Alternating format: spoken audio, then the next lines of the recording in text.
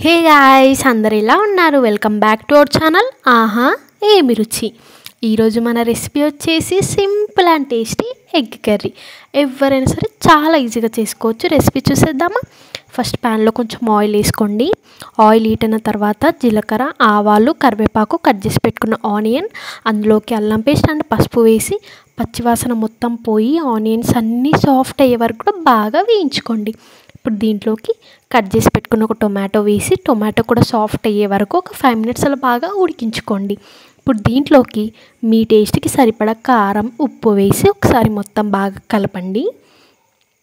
కారం మాడిపోకుండా ఉండడానికి కొన్ని వాటర్ వేసి ఒక 2 మినిట్స్ అలా బాగా ఉడికించుకోండి. ఇప్పుడు దీంట్లోకి మీకు ఎన్ని ఎగ్స్ కావాలో అన్ని వేసి వెంటనే కలపకుండా ఒక 2 మినిట్స్ అలాగే వదిలేసి తర్వాత ఎగ్స్ని మొత్తం బాగా కలుపుతూ ఫ్రై చేసుకోండి. బాగా ఫ్రై చేసుకున్నారా? తర్వాత ధనియా పౌడర్ అండ్ కొంచెం కొత్తిమీర వేసి ఒకసారి మొత్తం బాగా కలిపితే అంతే, simple and tasty egg curry ready. And మన వీడియోస్ లైక్ చేయడం, మన ఛానల్ సబ్స్క్రైబ్ చేయడం మర్చిపోకండి. Thank you for watching. Bye guys.